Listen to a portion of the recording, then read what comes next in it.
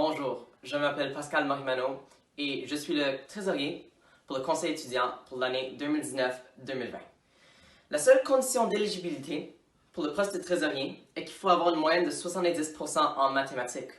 Tu peux être en n'importe quelle année lorsque tu postules, tant et aussi longtemps que tu respectes le code de vie et la mission du conseil.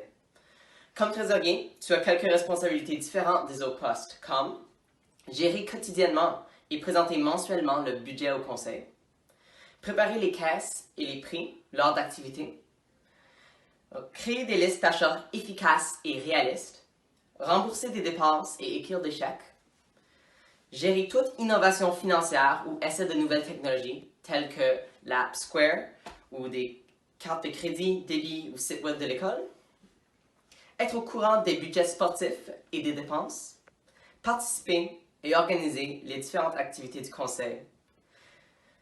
Finalement, si ça vous semble beaucoup, ne soyez pas stressés. Vous avez une équipe incroyable qui va vous aider tout au long de l'année, tels que des moniteurs et d'autres membres du conseil. Merci. Bonjour, je m'appelle Sophia et j'étais secrétaire au sein du conseil des élèves de l'école Sainte-Anne de l'année 2019-2020. Afin d'être éligible au poste de secrétaire archiviste, vous devez être entre la 9e et la 12e année et avoir une moyenne générale d'au moins 70% ainsi qu'une moyenne d'au moins 70% en français. En tant que secrétaire, vous avez les responsabilités suivantes. 1. Prenez note de ce qui est dit lors de réunions pour les conserver dans les archives et en partager une version électronique à tous les membres du conseil. 2. Classifier et conserver les documents et archives du CEESA pour tenir à jour le cartable à longueur d'année. 3. Passer à travers les archives des années précédentes en guise de préparation aux rencontres et aux activités à venir. 4. Aller chercher le courrier du conseil chaque semaine et gérer quotidiennement le compte de courriel du conseil des élèves, soit l'envoi de courriel et la gestion des réponses. Et enfin, faire les fiches de surveillance pour certaines activités telles que les danses.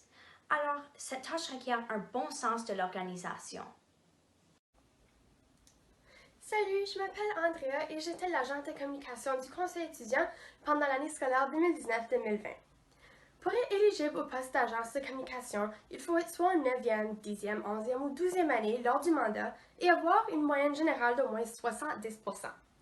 Comme agent ou agente de communication, vous êtes responsable de gérer les comptes de l'école sur les divers médias sociaux, donc Instagram, Twitter et Facebook, de faire les publications et de répondre aux questions des élèves et vraiment d'avoir une bonne compréhension des médias sociaux. Vous prenez également des photos lors des activités scolaires et vous les partagez sur les médias sociaux. De plus, vous faites les annonces à chaque matin ainsi que les annonces en direct lors de la SPFF.